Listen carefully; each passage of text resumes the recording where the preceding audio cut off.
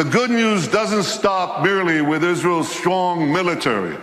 It continues with Israel's strong economy.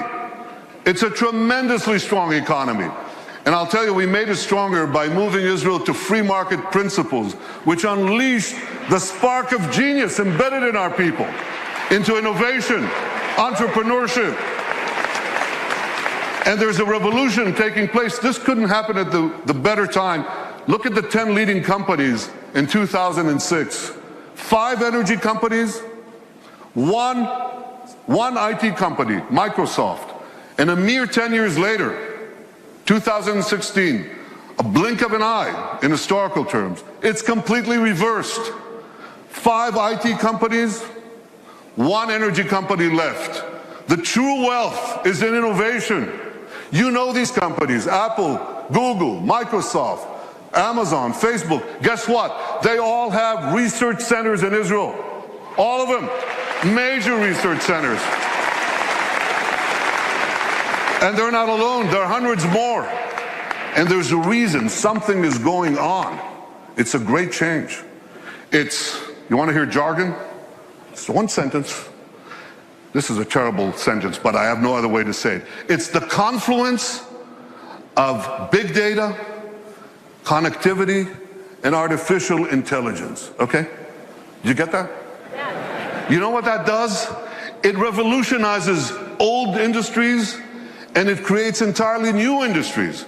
So here's an old industry that Israel was always great in, agriculture. We're always good in agriculture. But now we have precision agriculture. You know what that is? See that drone in the sky? He's connected to a big database. And there are sensors in the field. And in the field, there's drip irrigation and drip fertilization. And now we can target, with this technology, the water that we give, the fertilizer that we give, down to the individual plant that needs it. That's precision agriculture. That's Israel.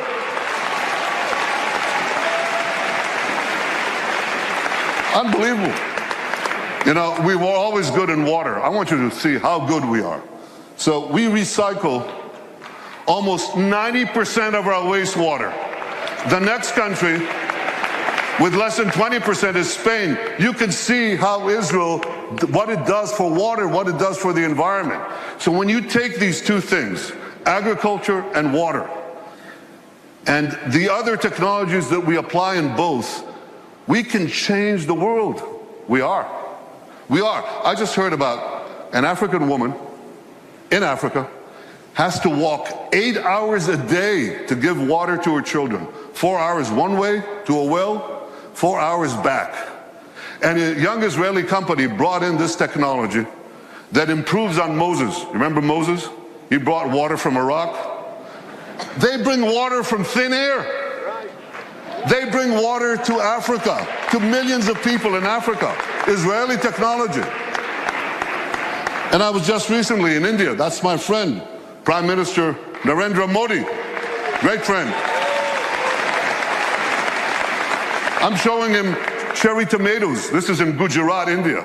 This is Israeli technology. And what I heard there was fantastic.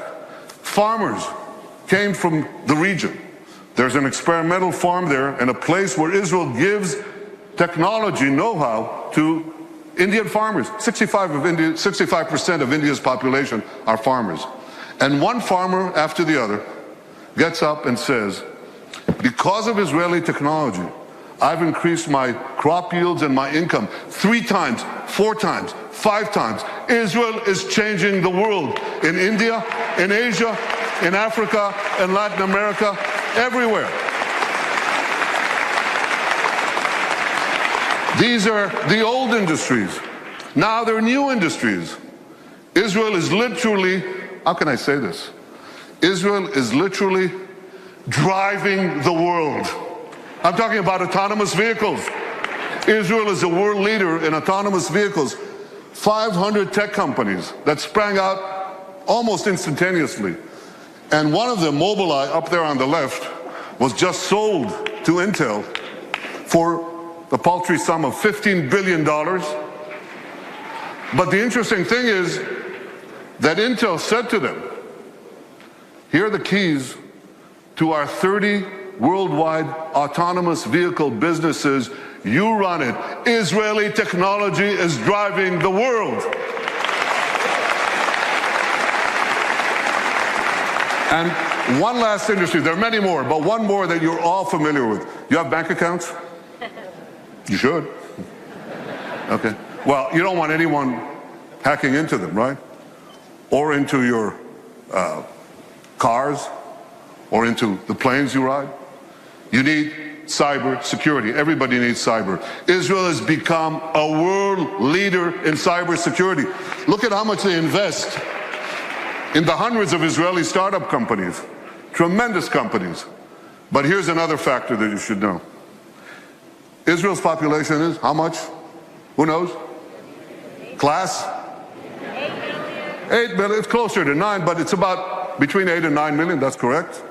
And what percentage of that is of the world's population?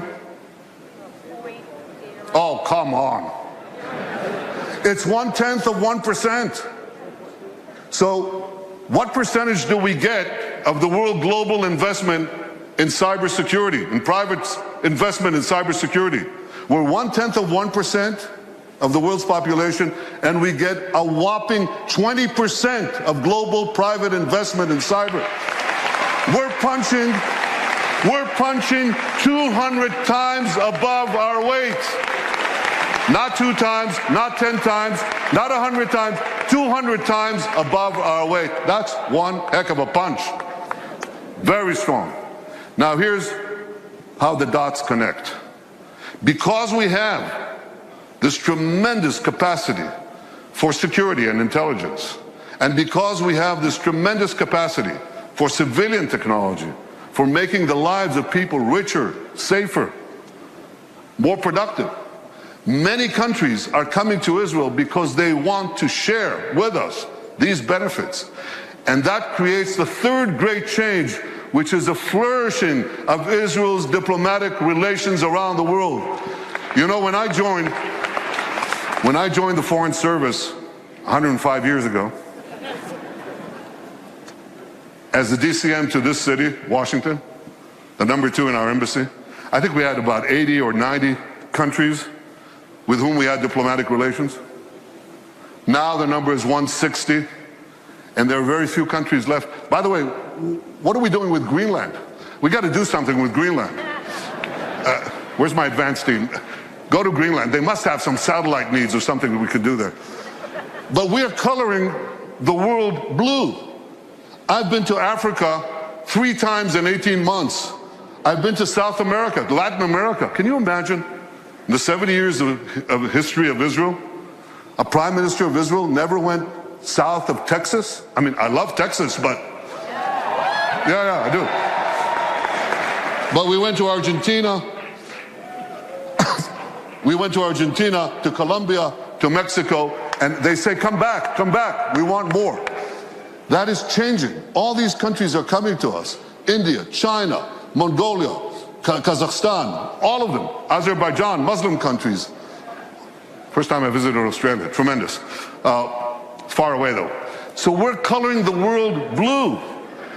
And you know what? The numbers, you remember people talked about Israel's isolation? You remember that? Israel's isolation? Pretty soon, the countries that don't have relations with us, they're going to be isolated.